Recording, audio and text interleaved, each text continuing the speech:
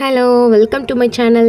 இன்றைக்கி இந்த வீடியோவில் பர்ஃபெக்டான 1/4 கிலோ ப்ரௌனி எப்படி செய்யுதுன்னு பார்க்கலாம். வீடியோ ஸ்கிப் பண்ணாமல் ஃபுல்லாக பாருங்கள். அப்போ தான் நான் இடையில சொல்கிற டிப்ஸ் எல்லாமே உங்களுக்கு கரெக்டாக புரியும். ஸோ 1/4 கிலோவுக்கு ஃபஸ்ட்டு ஒரு முட்டை எடுத்தால் போதும். ரொம்ப முக்கியமான விஷயம், முட்டை வந்து ரூம் டெம்பரேச்சரில் மட்டும்தான் இருக்கணும். ஃப்ரிட்ஜில் வச்சுருக்கீங்க அப்படின்னா ஒரு 2 hours முன்னாடியே எடுத்து வெளியே வச்சுட்டு அதுக்கப்புறம் தான் யூஸ் பண்ணணும். முட்டை கூடவே ஒரு பிஞ்ச் அளவுக்கு சால்ட் ஆட் பண்ணியிருக்கேன். இது ஆப்ஷனல் தான், உங்களுக்கு வேணும்னா ஆட் பண்ணிக்கலாம், இல்லைனா ஸ்கிப் பண்ணிக்கலாம். இது வந்து எக்ஸ்மெல் வராமல் இருக்கிறதுக்காக. முட்டையோட கலர் லைட்டாக சேஞ்ச் ஆனதுக்கப்புறம் brown sugar and white sugar ரெண்டையும் பாதி பாதி எடுத்து அதை பொடிச்சு அதுக்கப்புறம் வந்து ஆட் பண்ணியிருக்கேன். ஸோ அந்த மாதிரி ஆட் பண்ணும்போது சீக்கிரமாக கரைஞ்சி இந்த மாதிரி கிடைக்கும். இதோட கன்சிஸ்டன்சி நம்ம எப்படி தெரிஞ்சுக்கணுன்னா, இந்த காஃபியோட கலர் வரும் பார்த்தீங்களா, அந்த கலர் வந்ததுக்கப்புறம் இது நம்ம பீட் பண்ணுறத ஸ்டாப் பண்ணிடணும். உங்களுக்கு அந்த மாதிரி பீட் பண்ண தெரியல அப்படின்னா நீங்கள் தாராளமாக விஸ்கி யூஸ் பண்ணிக்கலாம். இப்போ இந்த மிக்சர் கூட வந்து நம்ம டார்க் காம்பவுண்ட் டீ, பட்டர் ரெண்டும் சேர்த்து மெல்ட் பண்ணி வச்சுருக்கோம்ல, அதை வந்து ஆட் பண்ணிக்கணும். சாரி, அந்த வீடியோ கிளிப் மிஸ் ஆகிடுச்சு, நெக்ஸ்ட் வீடியோவில் ஆட் பண்ணுறேன். ஸோ இதை ஆட் பண்ணதுக்கப்புறம் நல்லா மிக்ஸ் பண்ணுங்கள். ஃபுல்லாக சாக்லேட் ஆனதுக்கப்புறம் இது கண்டிப்பாக இந்த மாதிரி மிக்ஸ் பண்ணும்போது கெட்டியாகும் நம்மளோட பேட்டரை. அதனால் வந்து எதுவும் பயந்துக்கலாம் வேண்டாம்.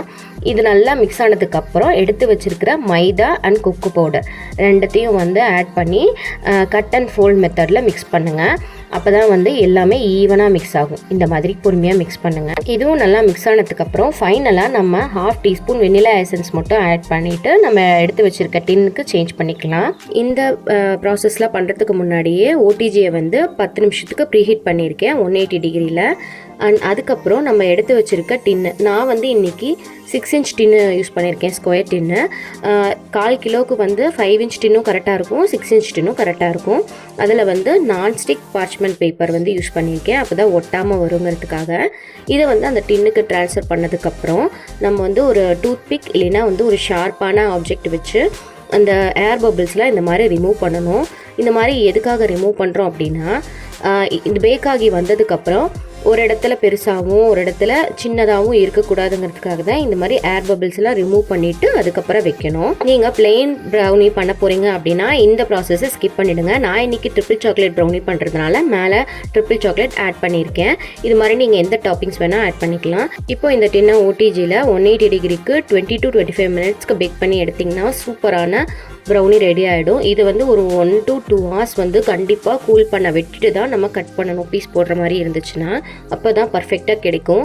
நான் கட் பண்ணி காட்டுறேன் பாருங்கள், எவ்வளோ சூப்பரான ப்ரௌனி ரெடி ஆகிடுச்சுன்னு. நீங்களும் இதே மாதிரி ட்ரை பண்ணி பார்த்துட்டு எப்படி இருக்குன்னு கமெண்ட்டில் சொல்லுங்கள்.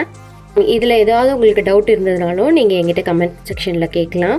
அண்ட் இதுக்கப்புறம் என்ன மாதிரி ரெசிபி வீடியோஸ் போடலாங்கிறதையும் மறக்காமல் எனக்கு கமெண்ட்டில் சொல்லுங்கள். நான் நெக்ஸ்ட் வீடியோவில் அப்லோட் பண்ணுறேன். இந்த வீடியோ உங்களுக்கு பிடிச்சிருந்ததுன்னா மறக்காமல் என்னோட சேனலுக்கு சப்ஸ்கிரைப் பண்ணுங்கள்.